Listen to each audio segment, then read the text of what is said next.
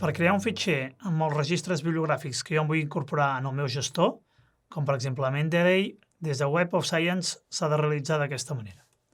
Entrem a la pàgina web i busquem Mindfulness Stress, per exemple.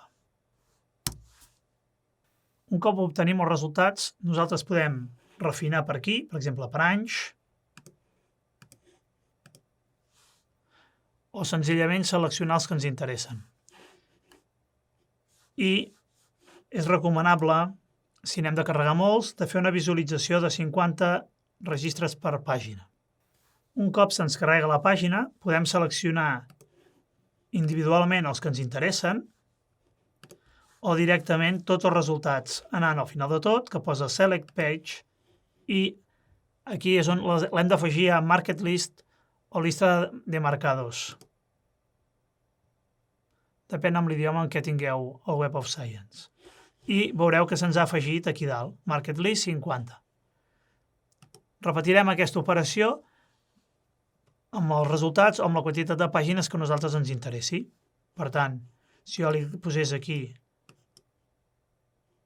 la segona pàgina, veuria que hi ha tots els resultats, seleccionaria i tornaria a fer la mateixa operació, obtenint 100 resultats, i així anar augmentant fins a tenir el resultat que a nosaltres ens interessi, amb els registres que nosaltres volem. Com podeu comprovar, jo he anat ampliant el número de resultats fins a arribar a carregar 661 resultats a la meva llista. Un cop tinc tots els que jo necessito, clico a Market List i llavors puc consultar els registres que jo he seleccionat. En els resultats que ens apareixen hi ha una pestanya general on hi ha tots els resultats i hi ha unes subpestanyes que són la de Web Science Core Collection i d'altres bases de dades com poden ser Scielo, la base de dades coreana, la russa o fins i tot Medline. Nosaltres només utilitzarem la de Web of Science Core Collection perquè és la que permet crear aquest fitxer.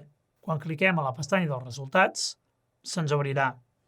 I un cop ho tenim aquí, ens queda marcada diferenciat.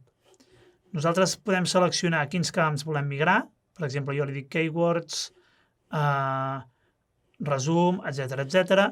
I si tinc menys de 500 resultats, podria dir tots els resultats. Però com que en tinc més de 500, he de fer dos fitxers.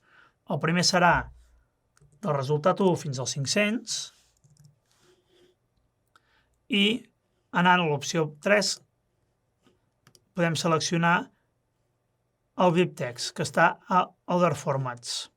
I li dic Export i ell automàticament genera aquest fitxer. En cas que haguem de repetir amb un segon fitxer d'aquest mateix resultat, jo li diria 501 fins al 545. Recordeu que s'ha de seleccionar Other File Formats i dintre d'aquí aquest que posa BibTeX i exportar.